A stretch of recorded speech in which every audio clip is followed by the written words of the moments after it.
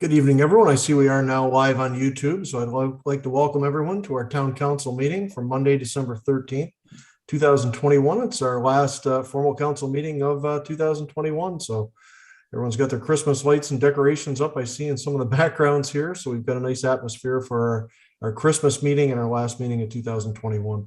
I'd like to call the meeting to order, please, and I'll note right off the top that we do have regrets from Councillor Jansman this evening, who's a little under the weather. So we'll call the meeting to order, and we'll begin by acknowledging that we are meeting on Aboriginal land that is inhabited by Indigenous peoples. In particular, we acknowledge the traditional territory of the Huron-Wendat, Anishinaabe, Haudenosaunee, Anishinaabe, and the Oneida and the Haudenosaunee peoples. Item 2 tonight is the approval of the agenda, and I do have a recommendation that reads that the agenda for the council meeting of December 13th, 2021 be approved as presented. Could I ask for a mover, please? Moved by Councillor Ostrander, seconded by Councillor McConnell. Any comments on tonight's agenda? Seeing none, I'll call the question. All those in favor? Motion is carried. Thanks, everyone. Item 3, declarations of interest. Are there any declarations from members of council this evening? Seeing none, under 4 and 5, presentations and delegations, nothing tonight. 6, we do have the minutes of the previous council meeting zone. We have our meeting from last week. That's under 6.1. So the meeting is from December 6, 2021. Recommendation reads that the council minutes dated December 6th, 2021 be accepted as presented. Could I ask for a mover, please? Moved by Councillor Young, seconded by Councillor Burton. Any comments or questions on that set of minutes tonight from members of council? Seeing none, I'll proceed with the motion then. All in favor? Motion is carried. Thanks, everyone. 7, communications and petitions. We do have a couple of items there. 7.1 is bringing forward an item on homelessness in Leeds and Grenville. It's sort of a Q&A piece that the county has provided for information to all member municipalities. I think it was just last week or maybe late the week before that first was circulated. So we included that. And if anyone has any comments, questions, please bring those forward. There's quite a bit of information there. Good to be able to refer to people and agencies that are requesting information on this. We have, of course, had homelessness is a major issue in our area along this 401 corridor, and I think we're going to have probably a pretty rough winter the way things are going with just cost of living overall. So anyways, there's some good information there. If anyone had any comments, questions now, staff or myself could attempt to answer them or point in the right direction, but otherwise it's a good resource to have if anyone approaches you about any comments, questions on what we're doing for homelessness prevention and to help the homeless here in Prescott and the counties. So seeing nothing on that this evening, we'll move along. 7.2, as promised, that United Counties of Leeds and Grenville Housing Affordability Task Force, the recommendations that did go through joint services on Tuesday. And you'll see from the correspondence, they are asking for approval in principle of what's being asked for in the report. So I think, if someone's willing to make the motion to approve that in principle or, discuss this further, we're not committing ourselves fully financially yet, but we really do need the approval in principle for this to continue moving forward at the county level. Any comments, questions on what was contained in that report? There's a lot of information there. The Dillon report was included as well. It shows a lot of the work that we've been doing on that task force the last 2 years, I think now mostly. So any comments, questions? And I would like to entertain the motion tonight if everyone's willing to look at that. Councillor McConnell, please. Thank you, Mayor Todd. And you're right, there was an awful lot of information contained in that report, and I read through it. And the more I read through it, quite frankly, the less I was inclined to support it. I'm not in favor of us being in monetary support of hiring a new person at United Counties. Prescott itself, as we all know, the area of housing in this town is probably about 1.5 miles square. We have a lot of apartment buildings. We have a lot of single family residences. The United Counties, as we have decided 3 terms ago, has far more housing in this community than our population warrants. we've been after them to sell some of them, and they have, but excuse me, you just disappeared. Am I still on the air? Yeah, I can still see you. Can everyone else? Okay, all right, I'm back again, or you're back again. Anyway, the United Counties also has purchased property in town that they've done essentially nothing with for many, many years. And looking around town, I took a big walk around town yesterday, and looking around, we have, from what I can see, really only one type of housing missing. And that's housing that would go in on property that we currently own. And in my opinion, it's entry-level housing, and I guess I would call it exit level downsizing housing. And that's a type of housing that is very popular in Brockville. There's a lot of it there. There's a lot of it been built recently. It's slab on grade, no basement, which makes it considerably less expensive. Mostly in semis, and we have, I believe, quite an area in Prescott that would be acceptable to that type of housing that I believe we can look after ourselves. We have an economic development officer. I think this is right up her tree, and I don't believe we need to be piggybacking with United Counties on this. Their record for low-income housing in Prescott, as I've already mentioned, we have far more than we should have. Plus, they already have the property here that they haven't developed. I don't think we should be partnering with them on this. Thank you. Thanks very much, Councilor McConnell. Just as a point, this isn't about social housing. It's about the affordable housing file and making sure that essentially it's so we get all the municipalities in Lees and Grenville on the same page, so someone doesn't undercut us, offer different incentives, so we're all united in terms of our official plan as well. And that program that's being offered now through JSC for secondary suites. There's a lot there, and we really need to act. Like, just speaking for myself, as I've been heavily involved in that as the vice chair of the committee, and it was universally approved at counties.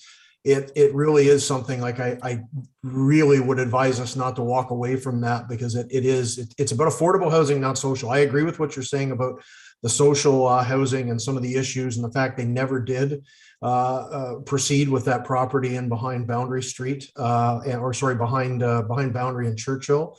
But this is a different area. And I do say, as I've said at the county's meetings, we're really in a crisis mode when it comes to housing now, and it's time we all act together on this and act as in a united front.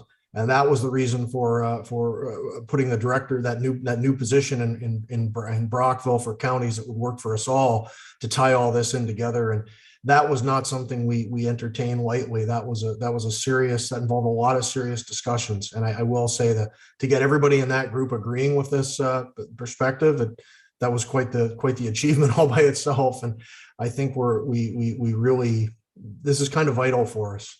And it is not social housing, though. It's just so a lot of your points, as much as I agree with them, they don't really connect to this as affordable, because it really is two separate areas. That's why the reason for the separation. I have Councillor Young and then Councillor Burton, please. Thank you. I agree with the intent of the motion and moving forward with this. But with respect to what Lee was saying, do we have a financial commitment? Do we know what that number is? Yeah, Matthew has something probably approximate, but nobody knows the exact number yet. And we are not signing a blank check tonight. This is just endorsing the principle. Mr. Armstrong, it just basically will tie into our joint services commitment, which is 3%. Yeah, approximately. So generally, Town of Prescott contributes 3% towards the total joint services budgets. Some are a little bit higher, some are a little bit lower, but 3% is the rule of thumb. And certainly, based on that, then it would be approximately 9,000 if it was 300,000 in total. Right. Thank you. Thank you, Councillor Young. Councillor Burton, please. Thank you. I have a different opinion on this. I think we should be collaborating with our neighboring municipalities and join that partnership to help end homelessness and have affordable housing for people. There's a lot of young couples out there that can't afford housing and with children, and I think it's important to support that because we don't know the monetary figure, but support that in principle tonight. So I'd be willing to make a motion to that effect. Thank you very much, Councilor Burton.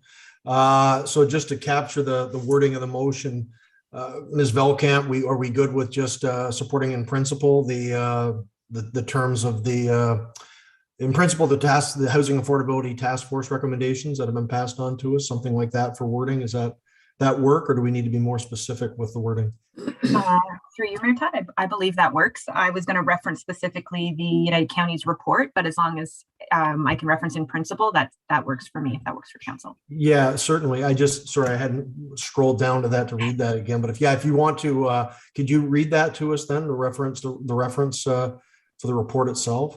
Yeah, of course. So I have that the town of Prescott approved the recommendations outlined in the United Counties report HA-013-2021 in principle. Thank you. Councilor Burton, is that good for you as the mover? Yes. So I'll ask, thank you, sorry. I will ask for a seconder, Councilor Young, and I did see Councilor Ostrander had his hand up a moment ago. Now we do have the motion on the floor to discuss. Mike?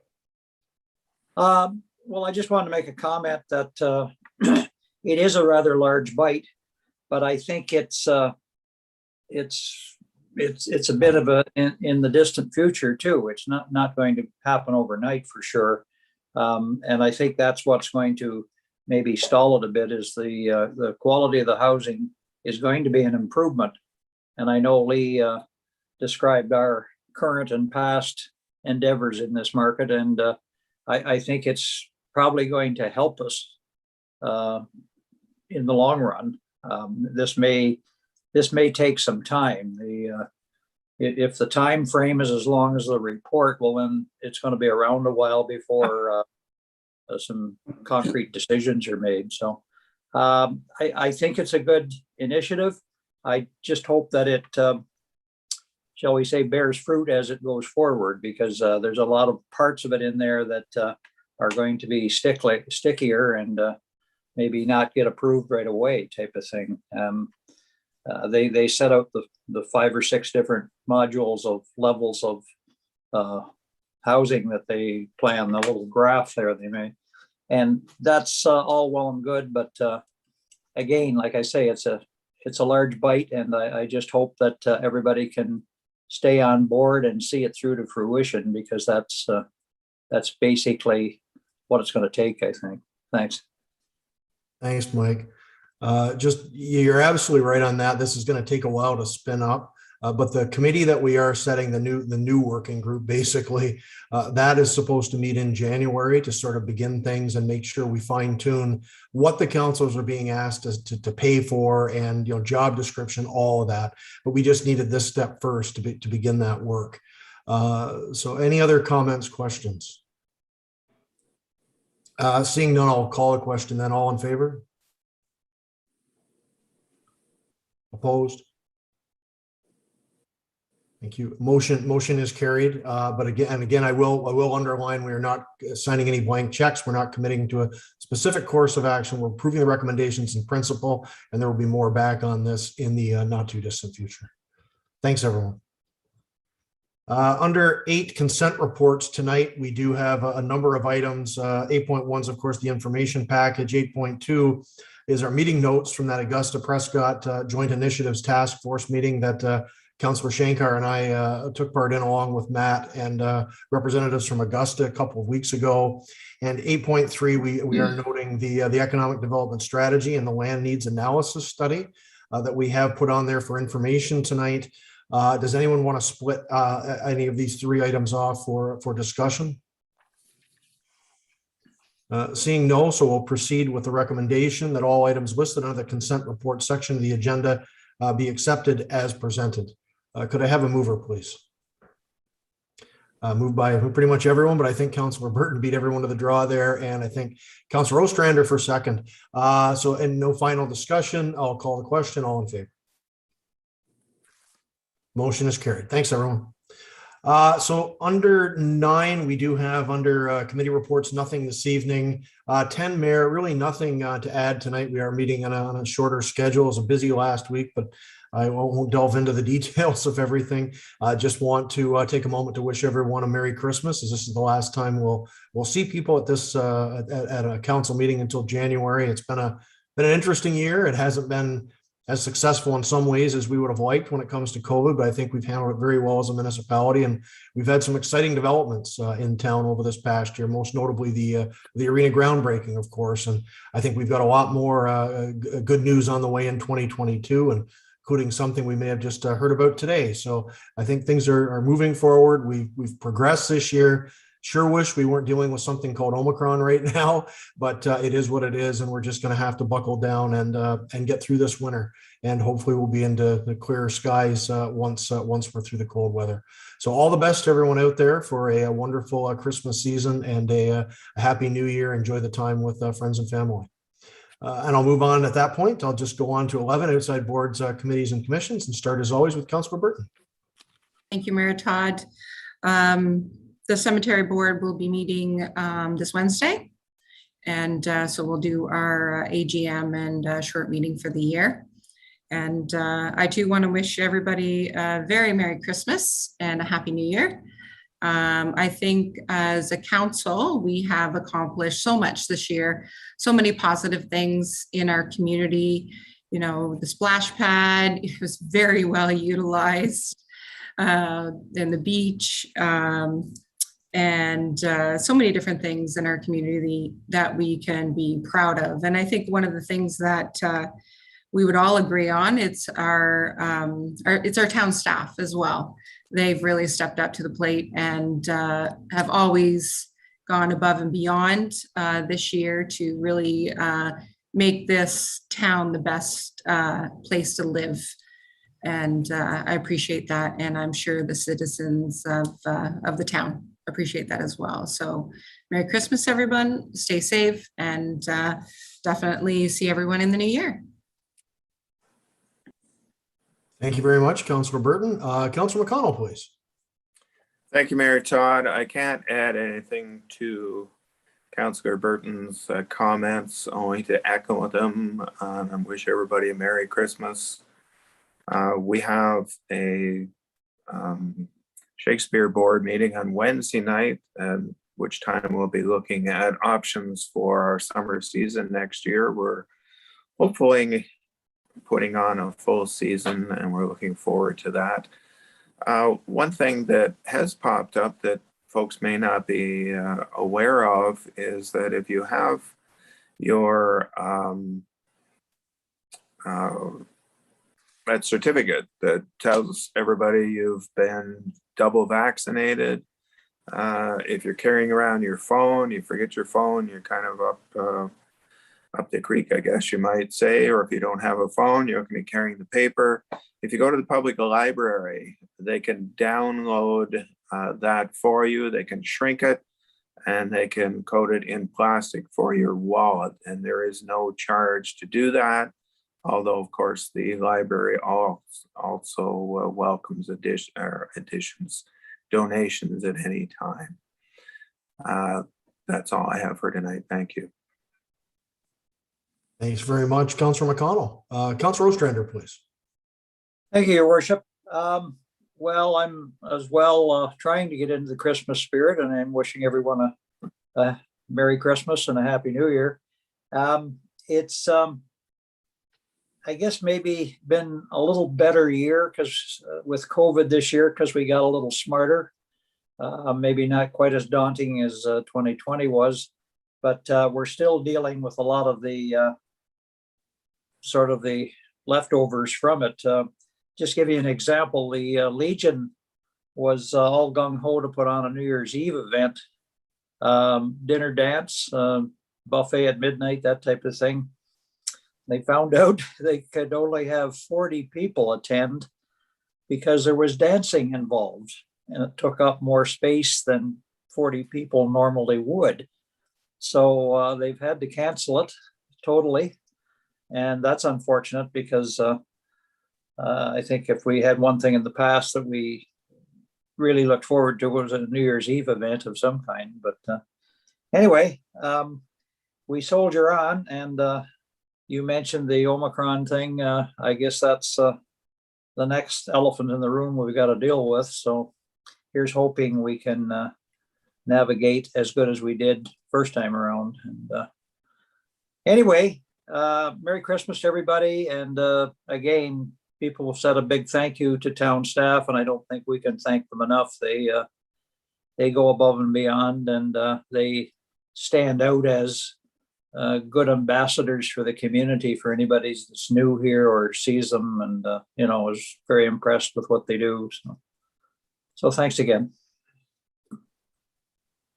Thanks very much, Mike. Councillor Shankar.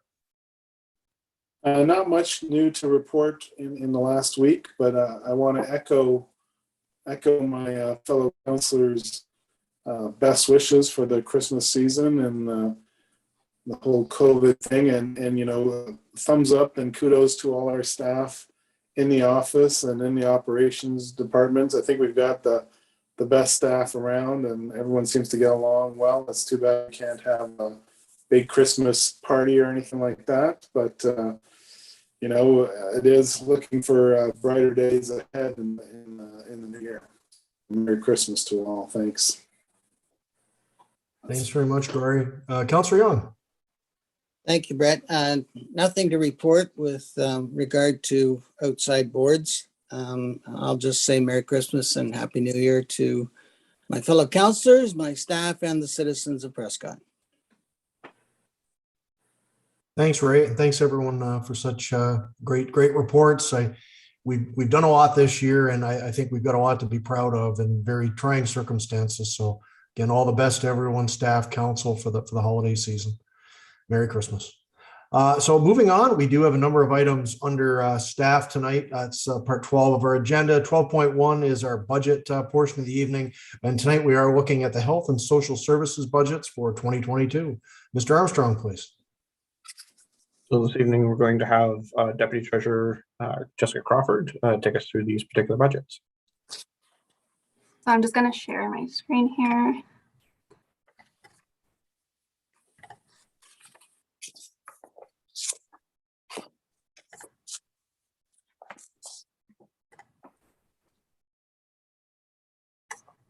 Okay, can everybody see that? Mm-hmm. Okay, so this is our second presentation for our budget. So Matthew discussed last week some assumptions and some information that we currently know about 2022. The topics we're covering tonight are budget timelines, health services, and social services.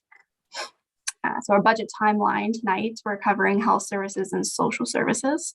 On January 4th, we're going to look at administration, protective services, planning and development, review of the initial project list for feedback. January 17th, we're going to take a look at transportation, park and recreation, and also review and approve the large-scale infrastructure projects. February 7th, we're going to take a look at environmental, water, and wastewater. February 22nd, we'll take a look at the revenue side and taxation, and prioritize capital and operational projects. And finally, on March 7th, the operational budget review and alignment and project budget review and alignment. So taking a look at health services, we're going to look at the medical center, Leeds, Grenville, and Lanark District Health Unit, paramedic service, and cemetery budgets. So taking a look at kind of a high level review of the health services expenses for the 2022 budget. So we have a zero in for the 2022 budget for the medical center, as we did sell this building in 2021. So the budget to budget difference is negative $29.50. The health unit, we have received notification of a 1.8% increase from the 2021 budget. So this is going to look at 1546 increase in the overall budget. And the United Counties has not given us a final number for their projection. So we have included a 2% increase estimate. And this equates to a budget to budget increase of $4,486. And we have not increased, there's no change to the cemetery board this year. We have remained our grant at $14,000. We have been providing this amount since 2020, and it seems to be a fair number, and the board has not indicated any plans for capital projects for 2022. So overall, for these 4 budgets, we're looking at an increase of $3,082 and a percent change of positive 0.94. So I'll just pause here and ask if council has any questions about these 4 budgets.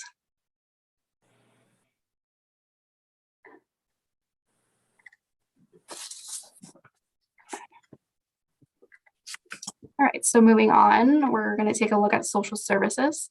So Ontario Works, St. Lawrence Lodge, Children's Services, and Community Housing. So starting with Ontario Works. So the same as paramedics, we don't have a final number, but we are projecting a 2% increase. So budget to budget, this is 2728 for 2022. Same with St. Lawrence Lodge, we have not received any final numbers, but we are expecting to get that in January, February of 2022. So we have put in a 2% increase from 2021, which is an increase of 3,343. So same for Children's Services, we haven't received a final number, so we have put in a 2% increase estimate. So this budget to budget increase is 628 for 2022. And continuing on to community housing, the budget to budget increase is 3218, which is the 2% increase estimate. So these 4 budgets, we're looking at an increase of 9,917, which is a percentage change of 1.35%. So I'll pause here and ask if there's any questions about these 4 budgets. Anything from members of council on these budgets? I will note that we should have some more clarity on this from the county's perspective in probably early February, but we do have our first joint services budget meeting now scheduled for the 2nd week of January as a special budget only meeting. So we should get a lot accomplished there. And that process is generally, a lot of the costs are fixed. So I don't expect any dramatic changes, but we'll know more in about 6-7 weeks.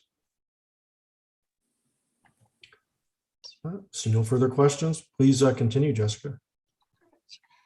All right, so this is just a summary of the 8 budgets that we just reviewed. So a total change of almost 13,000 from budget to budget, which the total percent change is a 1.22. Just from the taking out the budget from the medical center and just the estimates of the 2%, we are just below 2% overall. So I did want to note as well that the United Counties, like some of these budgets may vary. Some of them might be over 2%, it might be under, but overall we're looking at a 2% increase estimate for joint services. And I would just like to note as well that this portion of the budget does approximate about 10% of the total budget for our operating budget. Is there any questions about the summary? Thanks again, Jessica. Yeah, I don't see any. Last call for comments, questions on this section of the presentation tonight. I think we're good. All right, so our next budget meeting is going to be on January 4th, and we're going to be talking about the administration, protective services, and planning and development. So thanks, that concludes the budget presentation for health and social services for 2022. Thanks again, Jessica. Anything else from staff, Matthew, on budget this evening, or are we good? Oh, I think that's all. Thank you. Thank you. So any final comments, questions from council tonight? Always one of the more straightforward parts of the budget, if it was only all that straightforward. Thanks again to Matt and Jessica for bringing that forward tonight, and we'll be back with more budget in January. So 12.2 tonight is bringing back an item on that City of Kitchener Fire Safety Measures Resolution. So generated staff report 119, 2021. Recommendation reads that council support the resolution of the City of Kitchener regarding fire safety measures, and that a copy of the resolution be forwarded to the Honorable Doug Ford, Premier of Ontario, the Honorable Steve Clark, Minister of Municipal Affairs and Housing, the Association of Municipalities of Ontario, AMO, and all Leeds-Grenville municipalities. Could I have a mover, please? Moved by Councillor Young, seconded by Councillor Burton. Ray, was it you that brought this forward initially? So I can't remember who referred this initially. If anyone wanted to speak, Councillor Velkamp, I almost demoted you. Was it Teresa? Lindsay probably knows. Lindsay, so it was Teresa. Okay. Anything staff wanted to add to this this evening? We've all seen that from the resolution that was passed forward, and it's included in tonight's package. So seeing we do have a mover and a seconder, any final discussion? Could we hear from the fire chief, please? Certainly. Put him on the hot seat, so to speak. Chief Rayner, please. So, Your Worship and Council, the recommendation, Kitchener's motion refers to the fire code of 95281. It talks about closures and fire separations. So what that, and it does refer to the building code. So what we're going to do with this motion, if you approve moving forward, is we're going to make sure that it also says the fire code. So that would be that insofar as the self-closing devices. And in section 9533, it talks about self-closures, but also adding positive latching. So in other words, the fire separation door closes, but we make sure it latches. It's just over the past couple of years, we've seen an increase in provincial statistics to fire that travels throughout separations because they're wedged open, or they never had self-closures, or they weren't operating properly. So this basically just kind of cleans things up, allows a clear and defined reference to the fire code. Thanks, Chief. And I apologize. I actually didn't see your report in there. I just, for everyone out there that hasn't seen the agenda, it's 150 pages this week, and I missed it. I saw the Kitchener report, and I thought it was just coming back as a recommendation of endorsement. And I thought you were here just on the budget thing, just to kind of look at the social services and but I should have known better. But thanks for noting that, Ray, and thanks for speaking to your report, Chief. Thank you, Your Worship. Ray?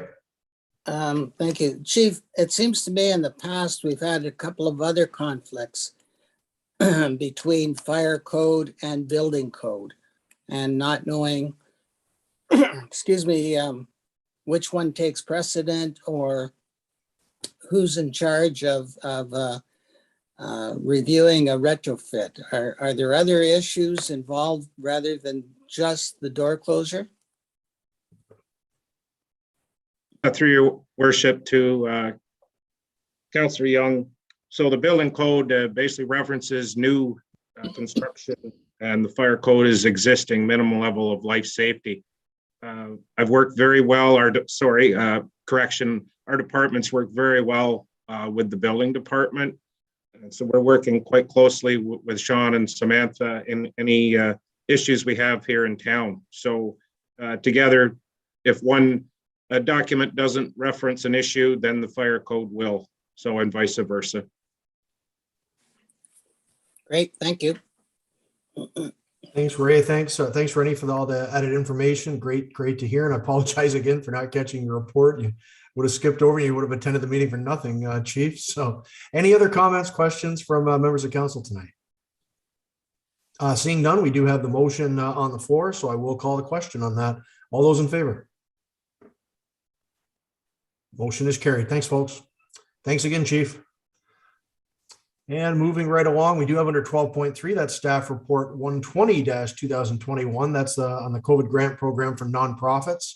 These are the December allocations. The recommendation reads And it's a little long one, but that council approved the following COVID-19 grants for nonprofit organizations as follows. 1, Prescott and District Lions Club, $1,543. 2, Prescott Curling Club, $1,850. 3, St. Paul's United Church, $2,390. And these grants are subject to the following conditions: that the revenue and expenses up to December 31, 2021 be confirmed and verified by January 21, 2022, that the allocations approved be a maximum grant amount but will be reduced if the confirmation of revenue and expenses identifies a lower amount is appropriate, that any COVID-19 related grant programs from another level of government for fixed costs up to December 31st, 2020, that the organization becomes eligible or approved for prior to January 21, 2022, would be taken into account and subtracted from the approved grant allocation, that the grants be paid to the organizations by January 31st, 2022, and that the remaining $17,737 in the COVID funding allocated to this program be used to enhance the Shop Local support programs identified in staff report 113, 2021. Matt, that fixed cost on December 31, 2020, that's correct, right? It should be 2021. Should be 2021. Yeah. Okay, so we'll change that one date. So could I have a mover, please? Moved by Councillor Ostrander, seconded by Councillor Young. Mr. Armstrong. Thank you very much, Mr. Mayor. So pretty simple report. We did put out a second intake for the COVID grant program. Our first intake was in July, and we allocated about $6,500 through that program. The second one came in December, and we're considering it at this point. So the 3 that you see before you, the information is detailed in the package, focusing on fixed costs as opposed to total costs. And we would be happy to support those 3 applications in total. We did have $23,520 allocated for the second intake, so we would suggest that we move that to the other shop local and support local programs that we identified in the same evening as this particular program, and so being able to support those. That's pretty much the report for this evening, and thank you very much. Thank you very much, Mr. Armstrong. Open for comments, questions from members of council. Councillor McConnell, please. Thank you, Mayor Todd. Through you, Brett. Matthew, is this something we have to spend by the end of the year, this fund, or is it something that can flop into next year? And as a second question, while I've got you, given the fact that this seems to be an ongoing situation, do we have a fund that we will be able to access for the same type of thing for the first half or quarter or third or whatever we decide for 2022? So our understanding is that the funds from the government should be spent by the end of the 2021, and which is what we're attempting to do. We don't have any further funding that's been announced for 2022 going forward. So, but certainly that's what we're attempting to address cost pressures of not only the town, but of organizations as well. And that's what the purpose behind this was. Anything further away? No, I was just wondering, I mean, doesn't look like with this Omicron thing that we're out of the woods yet. And I'm thinking that perhaps the same groups that may be needing support over the last year or so may wind up, for the very least, the first half of 2022. So I was kind of hoping that there would have been some indication that more funding was coming, or that we could flop this over and save it for that type of thing. But it doesn't look like that's the case. Yeah, it's certainly an excellent point right now with, I mean, we just got, I don't know if everyone got this, if it was passed along, but I think it's been covered by the media too, where you've got the 3 health units in the area basically asking people to, because of the surge in cases that are affecting, I mean, there's a number of people in the ICU unit now in Brockville. Kingston's really getting hit. And you know, we're looking at maybe not enforced restrictions quite yet, but you got to figure that we're going to have a a bit of a rough ride these next few weeks while we see what Omicron actually, what the full impact is, because it's starting to pick up steam from everything that you read about the percentage it is in the cases. So yeah, well, it is something that unfortunately is probably going to be with us through the 2020 into the 2022 budget. And so that's something that'll generate a lot of additional discussion there. Further comments, questions on this item tonight? Seeing none, so I will return to the motion then and call the question. All those in favor? Thanks, everyone. Motion is carried.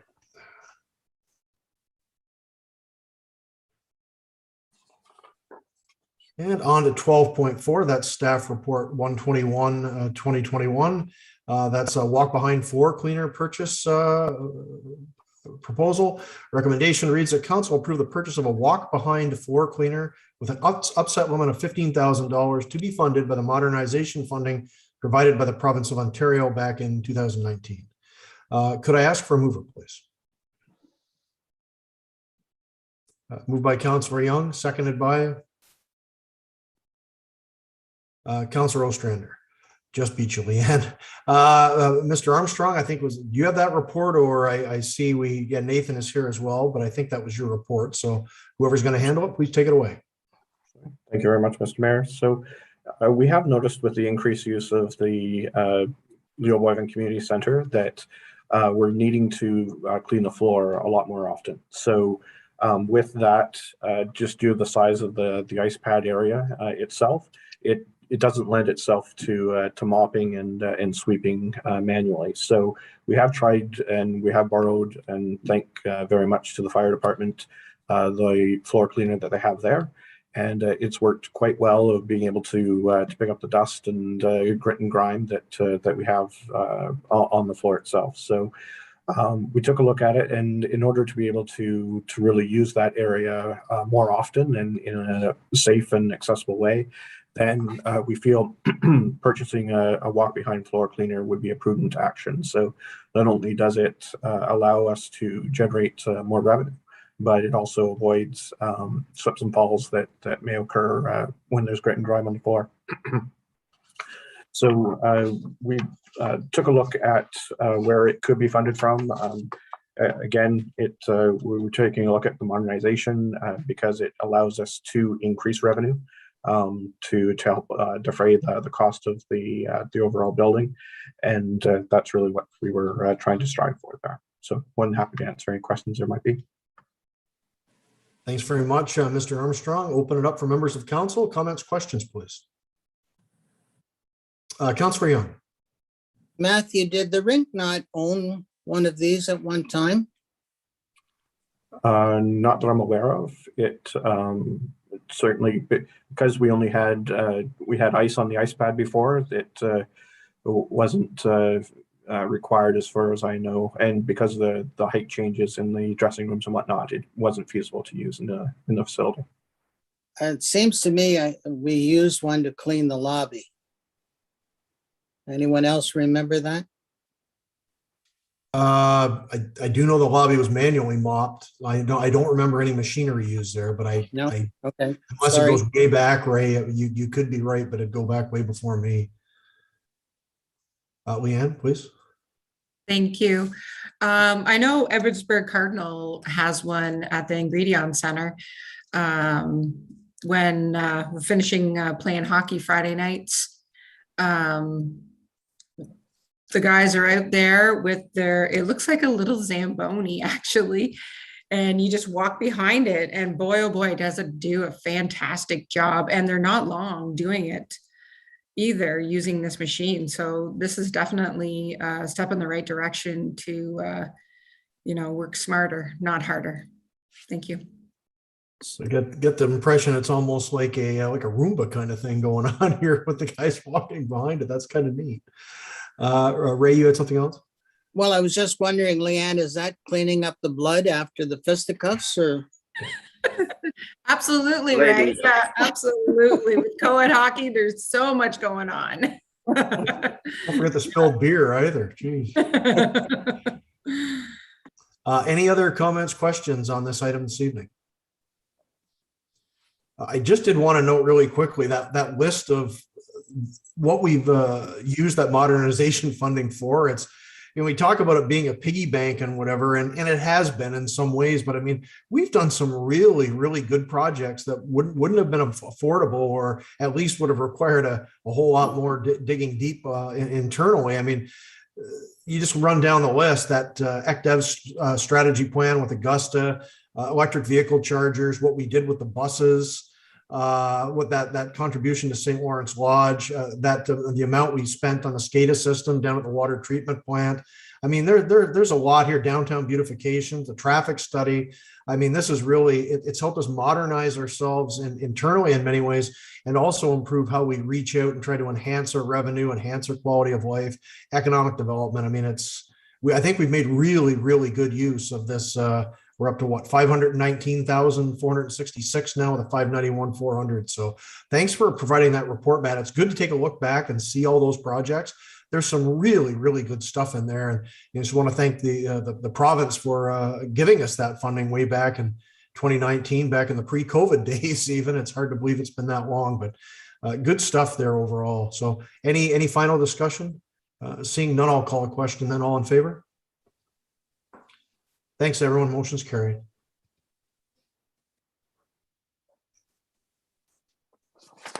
And 12.5, we do have staff report 122-2021. This is on 2022 facility pricing, directed at the Leo Boyven Community Center. Recommendation is that council approve the proposed facility pricing rates for the Leo Boyven Community Center to be implemented in 2022. Could I have a mover, please? Moved by Councillor Burton, seconded by Councillor Ostrander. And with that, Samantha, I believe this is you, so I'll pass it on to you tonight to take us through the report. Welcome. Perfect. Thank you, Mayor Todd. So as everybody knows, since the summer of 2021, a main priority within the Community Services Department has been to reactivate the Leo Boyven Community Center for off-ice activities. And the focus demographic for these activities have been for youth and adults, ranging from sporting events to community events as well. So in the past 6 months, I just wanted to give you an idea of what we have had within the Leo. In terms of Town of Prescott programming, we've been running pickleball for the last few months. Walker House has been in for about 2 months now. And we just started a walking club on Friday. Those numbers you won't see here, we just started last Friday. We've also had South Greville Minor Hockey. We've had the Blazers Association in there, as well as vaccination clinics on a monthly basis. We've had 2 major craft shows out of the Leo in the past month. We held our COVID Hero Awards there, and also was the home to the federal election over the last year as well. So we continue to receive inquiries for 2022. And so what happened in 2021 is it was all of the fees, the rental fees were waived in 2021 as a way to get organizations out and active and back on their feet after COVID, and as we continue to deal with COVID. So as we look ahead into 2022, we do want to have a formulated, defined facility rate moving forward. So the following chart breaks down the proposed rental fees for 2022. These are specific to just the Leo Boyven Community Center. They've been divided by sporting events or major events, and they've been broken down into 3 categories. The 3 categories are service clubs, nonprofit organizations, and associations with Prescott participants. The second is for-profit businesses and Prescott private individuals. And then the third is for non-residents.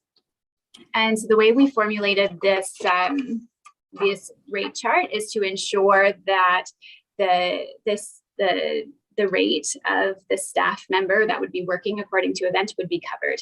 So we started at the $45 as we look at sport and adult sporting events. And then looking at $22.50 for youth, which is half exactly. And these are specifically geared towards non-ticket sales. If we get into sporting events that we are selling tickets at, or organizations are selling tickets at the door, we would consider that more of an event as opposed to a sporting event or a sporting practice or booking. So you can see all of the numbers in front of you. Just to clarify, as you'll see at the bottom of each section, these rates don't include the use of the kitchen. They don't include insurance if a party requires third-party insurance. It doesn't include the SOCAN, the music licensing as well. So those would be additional fees on top of what we're seeing here. What we would like to put forward is that if a user meets the criteria of the community grant program, which is listed in the report, that staff would be directed to handle a waiver if the organization asks for a waiver of rental fees. If an organization or an individual asks for a waiver and they do not meet that criteria, it would then be brought to council for a decision to be made. So everything you can see in the report, I believe I have already mentioned. I just did want to say that as we look forward to 2022, some of the events and activities that we're getting inquiries for include birthday parties. They include stag and doe events, fundraising gala dinners, trade shows, additional sporting requests, and then the continuance of the pickleball program, which has just taken off, the walking club, which we do expect to see continue to gain ground in the cooler months. And that was one more thing that I did want to mention, just moving back a little bit as we consider the town of Prescott recreation programming and the daily rate for a drop-in, whether for pickleball specifically, as it's currently the only program that we're running that regularly. We're looking at a $5 daily rate or a $20 monthly rate. And then for walking club, we do propose that we just keep that as a non-cost, a free drop-in program. People would be walking outside if they could. This is just a really great way to provide them with a space to do it safely inside. So that's all I have. Thanks very much, Sam. Great report, great detail. Great to see so many good things happening down at the wheel. So open it up for comments, questions from members of council tonight. Councillor Young. Thank you. Samantha, obviously you put a lot of work into this. I'm wondering, did we generate these numbers internally, or have we made comparisons with other municipalities, what they might be charging? Yes, we have taken a look at a few different other organizations, other municipalities. So we did look at North Grenville, we've looked at Brockville. Matthew was there. We took a look at Augusta and Edwardsburg Cardinal for what the information we could find as well. So I do feel like we are in a good position in comparison to the other barriers. Okay. Matthew, do you have anything? No, I agree with that analysis. We definitely did take a look. We also took a look at what we were charging previously when we set the rates a couple of years ago. And really what we were striving to do is separate it out, hopefully provide a slightly lesser cost for recreation and sports, as well as local clubs and whatnot. So that's what we were striving for. And I think we achieved that in about 90% of the cases. And the only place where it's a little bit higher is when you get into for-profit types of organizations and or non-residents. So. All right. In my many years on council, it's been my experience that there is always a request to waive the fees because whatever. And I see that you've made some interesting conditions, but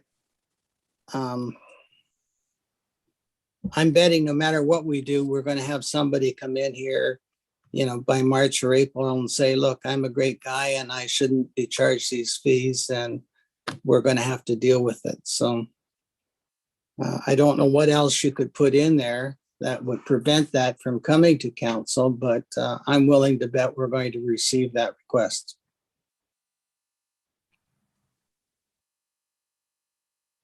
Yeah, I think you're right. You don't have to be Karnak to figure that one out. We'll get the waiver requests, but I don't know. Anybody else have any comments on this overall and that? I mean, I think there's some really good criteria here for even even applying for the fee waiver, but is there anything else anyone would suggest or want to comment on that specifically, or anything else on the report tonight? Councilor Burton, please. Thank you. Thank you, Samantha, for the wonderful report at the Leo Boivin Community Center. I think it's really nice that it's being utilized more and more.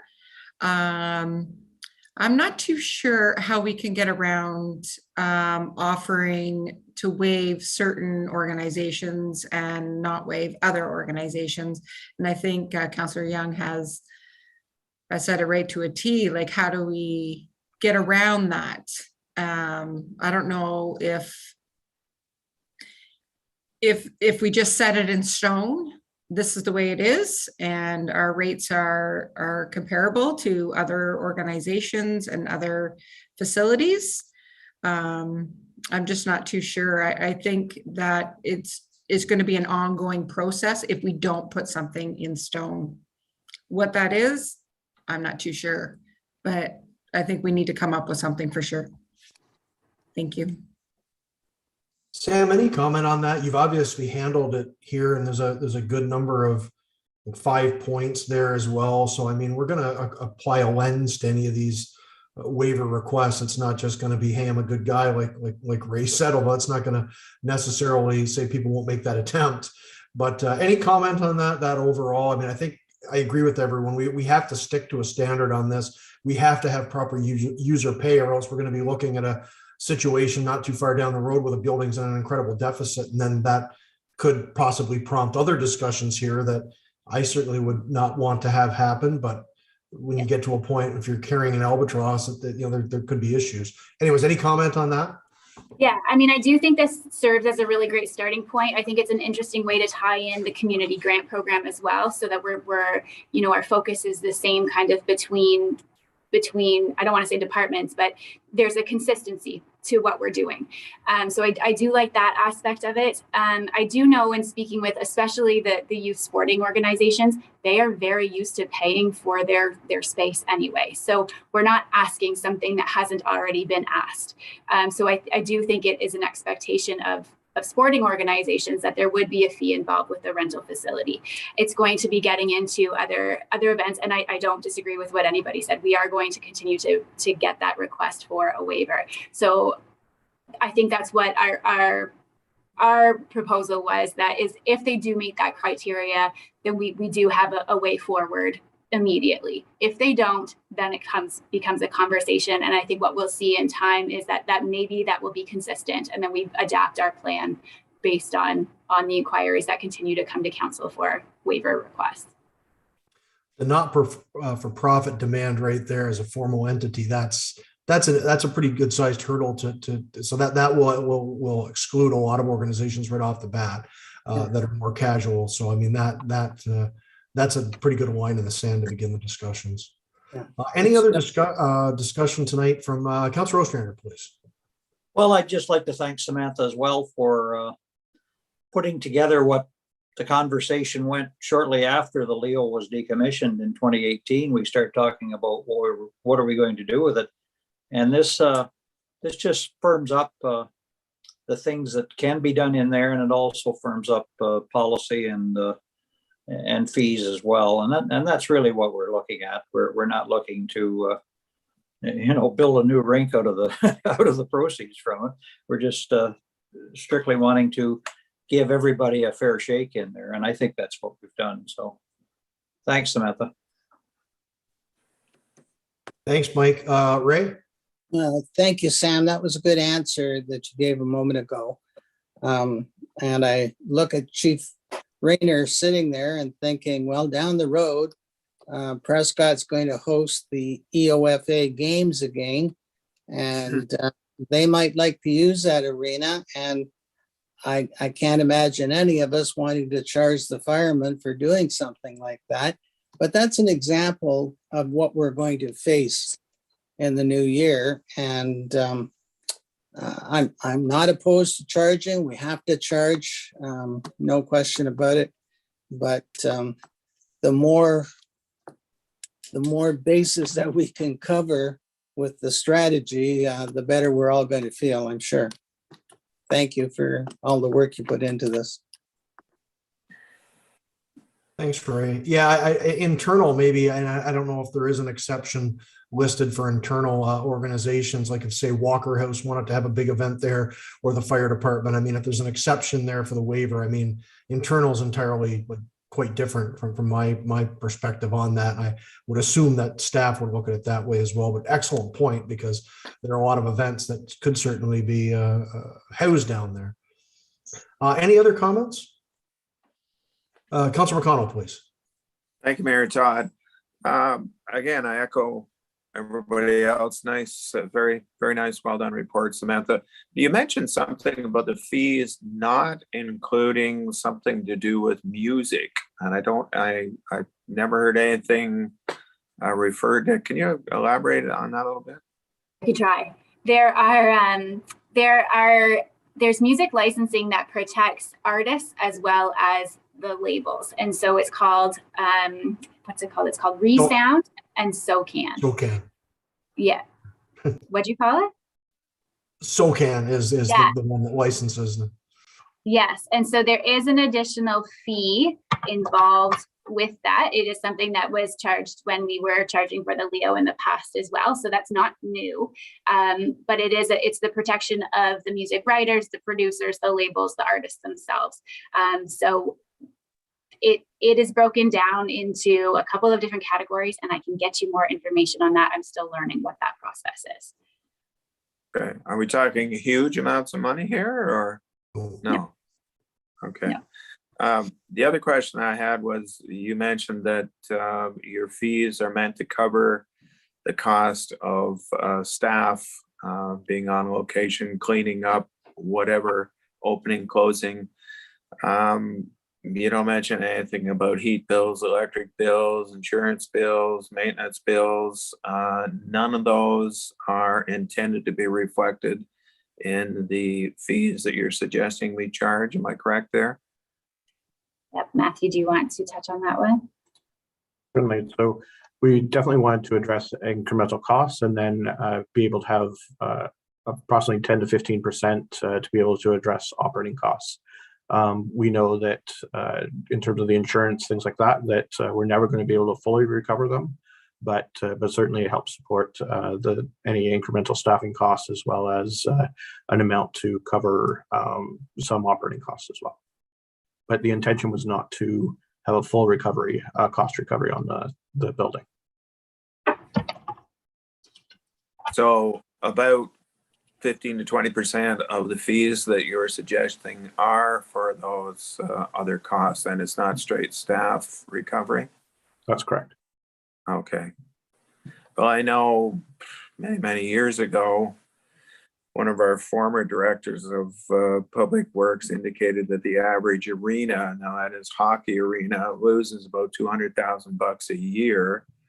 I don't know if we're going to be looking at the new one or not, because it's going to encompass more than just a hockey rink, and it's going to be up to date energy wise. But we do have to realize that we are going to be running 2 arenas. So Mayor Todd referenced the fact that we don't want to have to shut one down because we can't afford it, but at the same time, we do have to have a realistic look at the operating costs on both when we get them both running. So I think this is a good step to put us in the direction of having a reasonable amount of loss on that building. I think we're all prepared to take a reasonable loss year after year on the Leo, as long as it doesn't get excessive, because it is a good benefit to the community.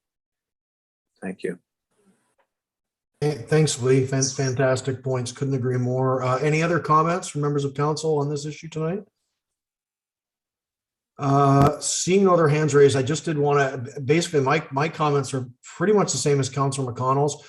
I do think we just need to, in terms of internal budgeting and so forth, and I'm sure this is already being done, but we need to really track all the revenue in and the expense out of the building, including all costs, just so we have an accurate picture here at council. And I'm sure that's that's being done. But going forward, the other issue, and this is, as Councilor McConnell mentioned, this really is a starting point in many ways, because we are going to bring a new facility online in the not too distant future with ball fields, with the new arena and everything else. And we have to make sure we set rates for all of that ahead of time, make sure that we're all ready to hit the ground running when those facilities are available, because we do have to get, I mean, nobody expects we're going to make huge money out of operating recreational facilities in the town of Prescott.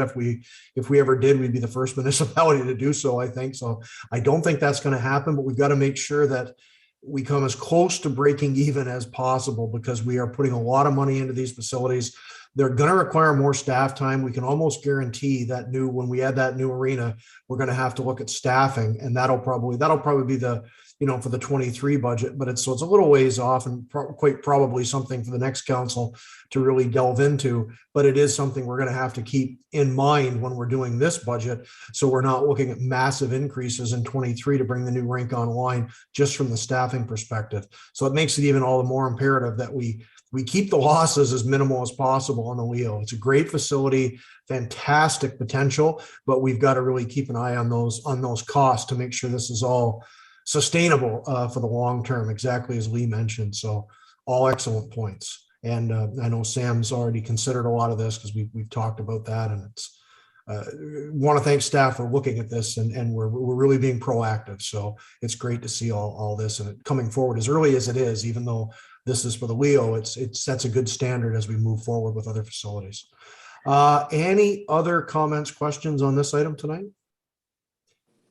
Seeing none, I think we can return to the motion. And just so I'm getting, I do have a mover and a seconder for this, Lindsay. I think I did off the top, just to be sure, because that was a longer discussion. So with that, I will call the vote then. All those in favor? Motion is carried. Thanks all. Thank you. Thanks, Sam. And that does take us through staff reports tonight. Mr. Armstrong, did you have anything to add tonight? We were going to mention just briefly that the schedule with the Augusta meetings and what we're doing in January with regards to that joint meeting, which we were, I think, going to try to do in person, but it's probably a little more up in the air right now anyways. Things could be a little clearer in the new year, but if you want to comment on that briefly, just so everybody knows that schedule again.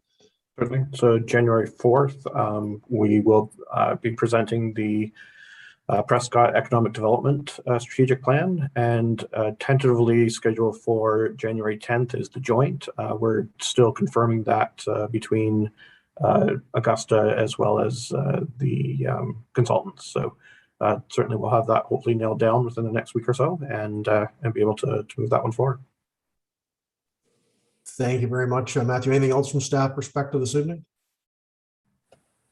Thank you. So resolutions under 13, none this evening. We do have a trio of bylaws to look at tonight under 14, and that starts with 14.1, a site plan agreement. Recommendation reads that bylaw 53-2021 being a bylaw to authorize a site plan agreement between the corporation of the town of Prescott and Blacks Creek Innovations be read and passed, signed by the mayor and clerk, and sealed by the seal of the corporation. Could I ask for a mover, please? Moved by Councilor McConnell, seconded by Councilor Ostrander. Matthew, Dana, any final comments on Blacks Creek? Great to welcome them, and this is the final step before they can really get the shovels in the ground and get rolling, correct? Yep, so this is just enacting what was approved last council meeting, and it's just the enacting bylaw. And I believe they've already started on their way and are continuing to work. Yeah, they've had some good weather too recently as well. So nice to see all construction projects kind of extended a little bit into December. Any comments, questions on this from members of council? Dana, did you have anything you want to add on this tonight? No, thank you, Mayor Todd. I think you and both Matthew really echoed my comments. Just really looking forward to welcome this new employer to our community and the economic development benefits that are sure to come with that. Thank you. Thanks very much, Dana. Any discussion from members of council this evening? Seeing none, I will call the vote. All in favor? Motion is carried, and welcome to Blacks Creek. As Dana just mentioned, really look forward to welcoming formally a new employer to Prescott as they get up and running in 2022. So great news. Okay, 14.2, we do have the council appointments for 2022. And I will say that I haven't had a dialogue with anyone yet, if there's anyone that is interested in changes, but there hasn't been the last couple of years. So I did ask staff to bring it forward as is right tonight. So the recommendation reads that bylaw 54-2021 being a bylaw to appoint members of council to boards and commissions, to appoint members of council to the committees of council, and the appointments of deputy mayor for the remainder of the term of council expiring November 14th, 2022, be read and passed, signed by the mayor and clerk, and sealed by the seal of the corporation. Could I ask for a mover, please? Moved by Councilor Burton, seconded by Councilor Shankar. Discussion, is everyone okay with the assignments for next year? Seeing a lot of nods. If anyone does have anything they want to change, please bring it back to us. If something changes with regards to personal matters, can't make meetings, whatever, just let us know, and we can adjust the schedule however it works best for members of council. So seeing no further discussion, I'll call the question. All those in favor? Motion is carried. Thanks, everyone. And thanks everyone for your added attention to all those committees and commissions. People don't see that in the public, but there's a lot of work that goes on outside of council meetings, and we're all heavily involved in our own portfolios. So just good to always make that note for the public, how much we actually do here. 14.3, transfer payment agreement. That's Investing in Canada Infrastructure Program, the ICIP. Recommendation here is that bylaw 55-2021 being a bylaw to authorize a transfer payment agreement between Her Majesty the Queen and Right of Ontario as represented by the Minister of Infrastructure and the Corporation of the Town of Prescott be read and passed, signed by the mayor and clerk, and sealed by the seal of the corporation. Could I ask for a mover, please? Moved by Councilor Ostrander, seconded by someone. Councilor Burton, thank you for ending that. Mr. Armstrong, want to comment on this? This is good news. It's been coming for a while now. There's been some weird issues there, just technical issues with regards to this, but this is great news. So this is the transfer payment agreement that authorizes the 9.7 million coming from the federal and provincial government for the recreation complex. So it's fairly lengthy and detailed. We are meeting our requirements under the transfer agreement and proceeding forward with the project.